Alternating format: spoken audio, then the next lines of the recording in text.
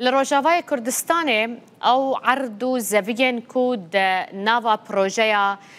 کمبرا عربی ده حزام عربی ج خودی وان یرسن ج کردان هاتو بونستاندن نهاج آلی وان عربین هاورده و کدس دانین سروان عردان تفروتن او یک بویا جه نرازی بونا خلق رسن یوان نافچیان گنده مصطفاویه لدورا رمیلانه یک جوان بصدان گندان بو کبوبو قربان سیاستا بعثه نشجهن کرد ینکو عرض وان جوان هاتی استاندن و دست سرکرن داخواز جریوبریا نافچه دکن که ریل برفروتنا زویان ریل برفروتنا عردان بگرن پروژه کمبرا عربیان جی زنارا عربی در سال 1975 ده لنافچه جزیره روجاوای کردستان هاتو بو دست بکرن ده انجام و پروژه ده 300,000 هکتار زوی لسر 4,000 مالبات عربین هاورده عربین غمر هاتو بو دابش کرن 39 گندین نمونهی جوان را هاتو بو آوا کرن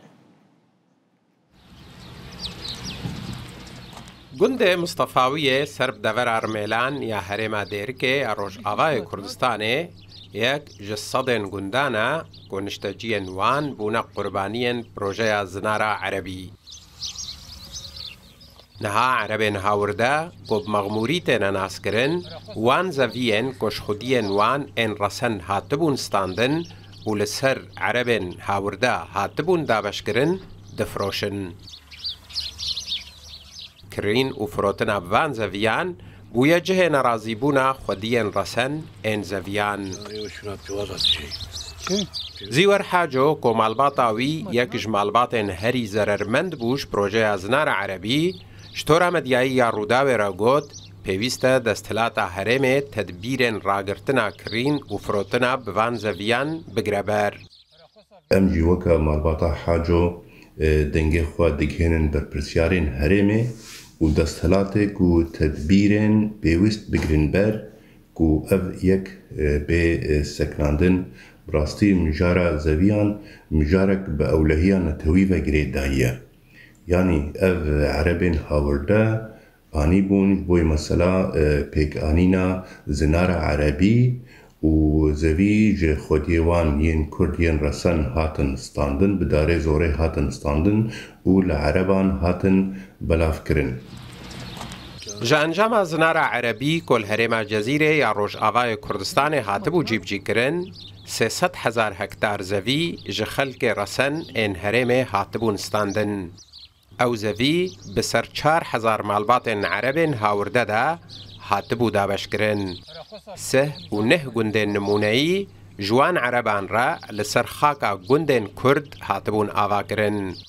335 گندین کرد زرار جوه پروژه دیتبون نزی 150,000 جوتکارن هرمه زیان جه پروژه دیتبون کسین کو وان زویان دکرن ده پیش ده وینا کوکین مازن در کفن حوله دنا برا خودین وان زویانین رسنده و اینکو نو کرینا و پرسین مازن در کفن هرمه ده ناکوکی در کفن جبرویجی گرکه اف ایرو رخستنین کردان و هره و افره بریاکو هیا و مسئله پاشگوه نخه چاره سریه که زو او بکه کمیته که ورا آوا کرن کو تایبت به وی مجاره چاره سریه که ببینه پروژه زنار عربی جسال 1975 و بدرجاهی 275 کیلومتریان و کوراهی 10 حتی 15 کیلومتریان لهرم جزیره یا روش آوای کردستان هاتیه جیب جی کرن حسین عمر رودا و حسین مجدل جا گنده مصطفاویه جا گرکیلگه باوای که راست الگلمه او جی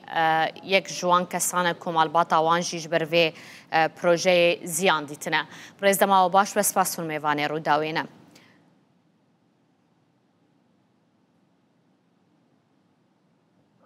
تو بخیر هاتیج فروتنا عردان از دخوازم اشتبه پرسم لگنده و گنده مصطفاویه پروسیا فروتنا زویان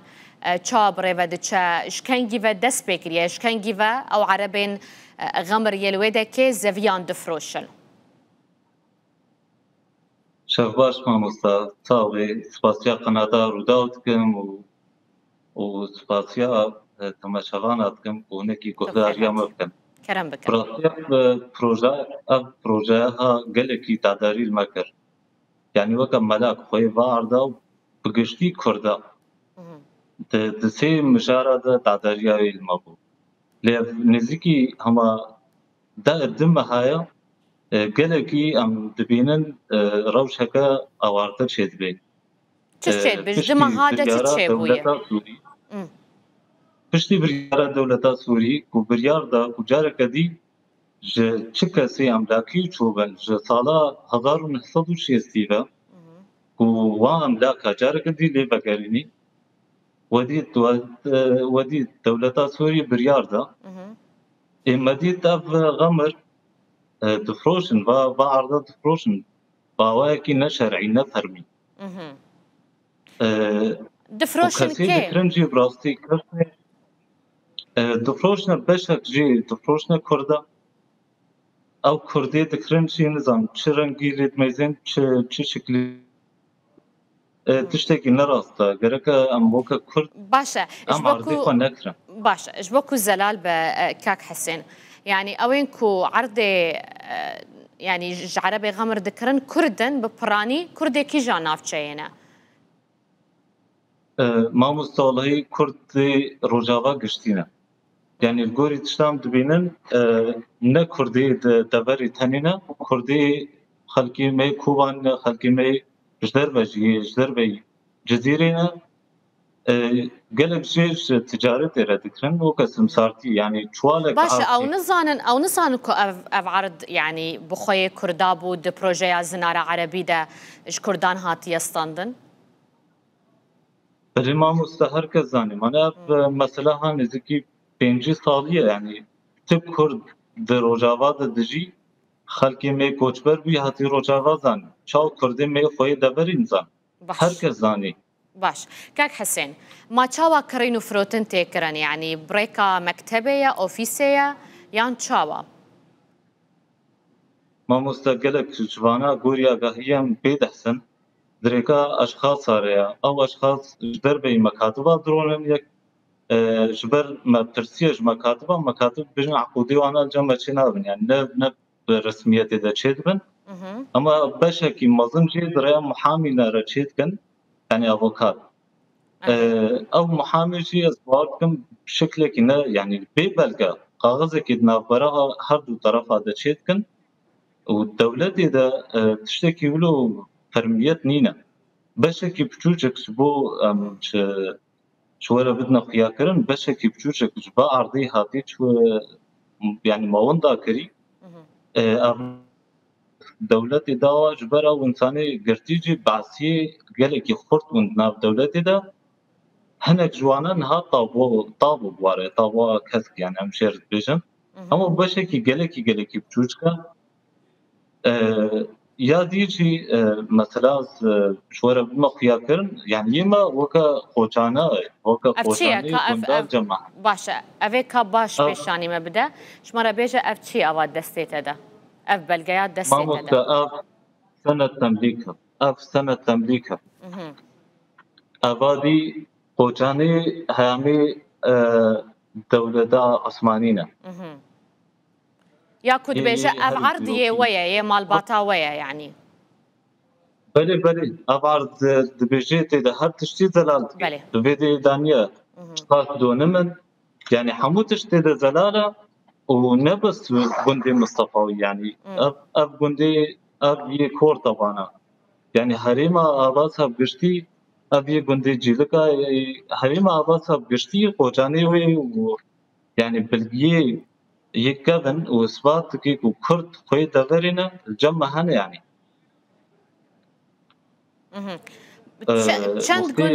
چند گوند لوی نافچیا و هيا كو يعني كتيا برفي بروجي ونها بروسيا فروتنا عردان تيدا تيكرن جبلي گونديوا mamosta yani ama xata عرضی چویش پیشیا گنده ما دست بید کی پیشیا گنده ما دست بید کی حتی نزدیکی یعنی دو هرمی دیره درکوی گنده چوی یه می دوری مصطفی چوا عرضی نا چونه جیلکا چوا کورتا پان چوا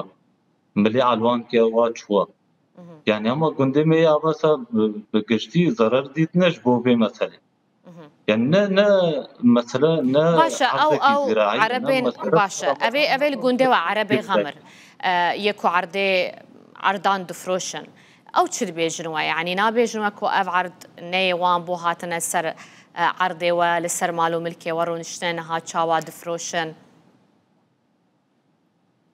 شبوي مسألة تديت مداخيا كرن بريارك دولة دركت بواب عرضيها أف أملاكها دكانك هابي تشتك هابي أبنا قرق الخوي خوبقر شبروي قولي تشام بينا يه خوي يعني مغموري ويقتي دفروشي بشا وايدي يعني بصد ورقيبي أن دخل زارابي بير فرقنا كما هركي وربقري ودركبش دربي بيهرين لقندي واتشن دون معرض هاتي يفروتن حتى نها خودي نزيكي سياسات شوالي زبارتكم هاتي فروتن يعني وقالكي ارزانتي فروتن يعني نرخي وسعرا والبازار تشندا والجو بتشقاسي هاتي يفروتن ما مقصد بمجاري دا نرخي ارزاني تكرين جوا غمره اما بهاي تي فروتن دناف هاد درجه يعني يكس دشي دكري بواكي ارزان ودخي قسيمه باش دكي ويدي جرانتر دفروشي يعني اوجي مسألة كتجارة تيدا شي بوا مخابن يعني كردن ديسا كردن دداويدا بكرتي دمام النمايا داخوازيا وجريفة بريا خسر شيا وجه حكومة عشامي شيا ودي ما مستا إما وكا خوي حق يعني ام داخواز كنش بريا خنسا في دمي بيش دا